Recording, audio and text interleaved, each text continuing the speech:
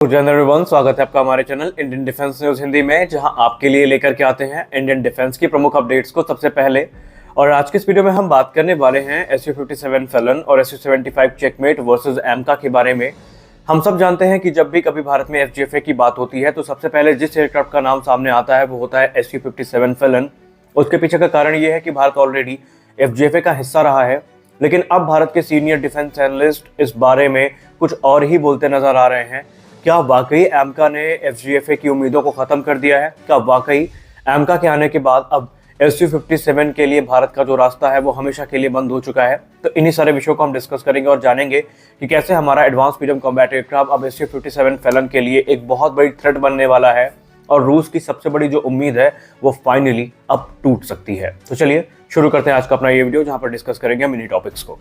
जैसा कि हम सब जानते हैं, जब भी बात SU-57 फेलन की होती है या SU-75 चेकमेट की होती है तो भारत में एक नई डिबेट की शुरुआत होती है और तुरंत ही इसे भारतीय वायुसेना के MRFA प्रोग्राम से जोड़ के देखा जाने लगता है। कुछ लोग ये मानते हैं कि ये भारत के लिए एक सही डिसीजन हो सकता था SU-57 फेलन प्रोग्राम पे टिके रहना, तो कुछ डिफेंस एनालिस्ट इसका विरोध करते हैं और ये कहते नजर आते हैं कि SU-57 फेलन अभी भी अंडर डेवलपमेंट है, बहुत सारे इम्प्रूवमेंट्स हैं जो कि किए जाने हैं, और लोग फिर उसी मुद्दे को बीच में लेकर के आते हैं जो कि 2018 में आकर के खत्म हुआ था, क्योंकि भारत पहले भी FGFA प्रोग्राम का हिस्सा था। भारत की तरफ से हैवी इन्वेस्टमेंट की गई थी इस उम्मीद के साथ कि उन्हें एक उन्नत 5th जनरेशन फाइटर एयरक्राफ्ट प्राप्त होगा और इसकी कॉस्ट भारत के ऊपर बहुत ज़्यादा ना पड़े, इसीलिए रूस के साथ इसके जॉइंट डेवलपमेंट की बात की गई थी। लेकिन भारत को 2012 से 2015 तक में ये समझ में आ गया था कि जो अपेक्षाएं यहाँ पर रखी गई थी इस एयरक्राफ्ट के साथ वो निरर्थक हैं, क्योंकि ये एयरक्राफ्ट उनकी रिक्वायरमेंट को पूरा करने में सक्षम ही नहीं है।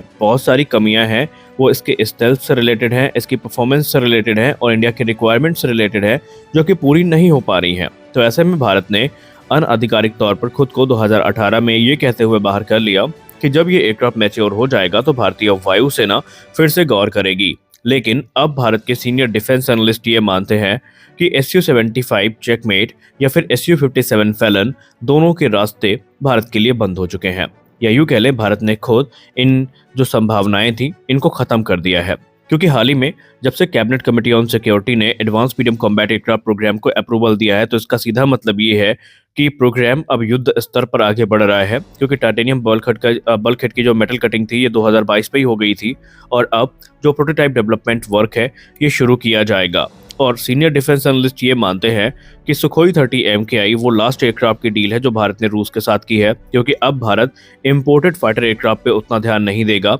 हालांकि MRFA के अंतर्गत जो एयरक्राफ्ट खरीदे जाएंगे ये अंतिम विदेशी फाइटर एयरक्राफ्ट होंगे जो कि भारतीय वायुसेना में हमें देखने को मिलेंगे, क्योंकि इसके बाद कोई भी विदेशी फाइटर एयरक्राफ्ट आपको भारतीय वायुसेना का हिस्सा बनते नजर नहीं आएगा। अब एक्सपर्ट यहाँ पर दो कारण देते हैं रशियन फाइटर्स को इग्नोर करने का। पहली बात तो ये है कि रशिया यूक्रेन युद्ध के चलते जिस प्रकार की दिक्कतें भारत ने फेस की हैं, जिस प्रकार की समस्याओं से हम जूझे हैं, फिर चाहे वो स्पेयर्स से रिलेटेड हो, मेंटेनेंस से रिलेटेड हो या दूसरे सपोर्ट इक्विपमेंट से रिलेटेड हो, भारत ने बहुत बड़ी सीख ली है कि आप इम्पोर्टेड फाइटर जेट के दम पर जो एक दबाव है वो बना के नहीं रख सकते, एयर डोमिनेंस को स्टैब्लिश नहीं कर सकते। और दूसरी बात यहाँ पर ये है कि भारत अब रशियन फाइटर्स की तरफ ध्यान भी नहीं दे रहा है, क्योंकि ऑलरेडी हम सब जानते हैं कि MRFA से जो रशियन फाइटर्स हैं इनको अनऑफिशियली एलिमिनेट कर दिया गया है, फिर चाहे वो SU-35 हो या फिर MiG-35 हो, इनको हटा दिया गया है। एक्सपर्ट्स ये मानते हैं कि अभी जो SU-75 चेकमेट है वो तो बन के ही तैयार नहीं हुआ, उसके बनने में